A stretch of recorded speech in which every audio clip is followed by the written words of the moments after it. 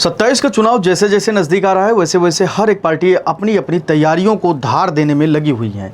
इसी कड़ी में सूबे की सबसे बड़ी पार्टी बीजेपी अपने एक मास्टर प्लान पर काम कर रही है। कहा जाता है कि यूपी में जिसको चुनाव जीतना हो वो दलितों को अगर साथ ले आए तो आसानी से चुनाव में फतेह हासिल कर सकती है।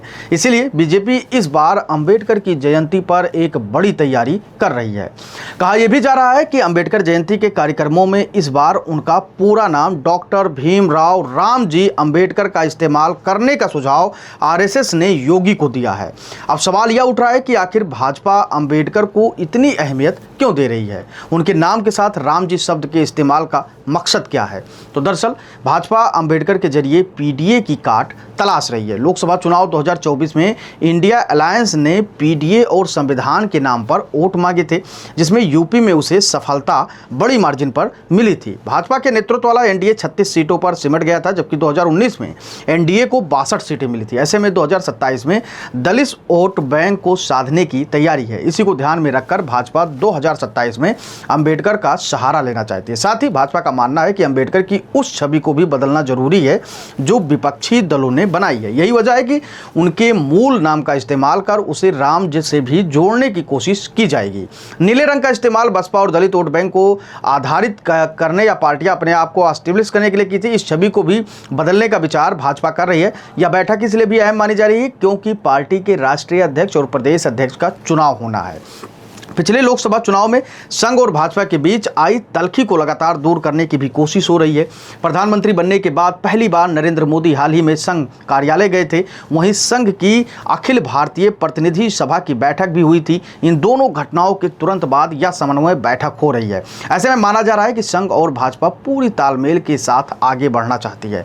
ऐसे में राष्ट्रीय अध्यक्ष से लेकर प्रदेश स्तर तक के अध्यक्ष के चुनाव के साथ ही विधानसभा चुनाव तक यह तालमेल बना रहना सभी पार्टी और संघ चाहते हैं। सूत्रों के अनुसार प्रदेश अध्यक्ष के चुनाव पर भी बैठक में चर्चा हुई। यूपी में पहली बैठक पश्चिमी यूपी में ही रखी गई है। सूत्रों का कहना है कि हाल ही में गाजियाबाद के ही लोनी के विधायक नंद किशोर गुर्जर का मामला आया था। कहा जा रहा है कि अन्य विधायकों और पार्टी के पदाधिकारियों के मन में भी इस बात को लेकर खटास है। इसको रोककर बेहतर माहौल बनाने पर भी अब इस बार बैठक में चर्चा होगी। बैठक में संघ, विश्व हिंदू परिषद, विद्या भारती, संस्कार भारती और वनवासी कल्याण आश्रम सहित कई अनुषंगिक संगठनों ने अपने अभियानों की जानकारी दी थी और कहा गया कि इनको गंभीरता से आगे इनकी बातों को बढ़ाया जाएगा। सीमा पार से अवैध गतिविधियों पर भी चिंता जताई गई थी। बता दें कि जातीय समीकरण की धुरी पर घूमती उत्तर प्रदेश की राजनीति में दलित आबादी का सदैव अहम भूमिका रहा है। देश के सबसे बड़े राज्य में 21.1% अनुसूचित जाति एससी यानी दलितों की आबादी है।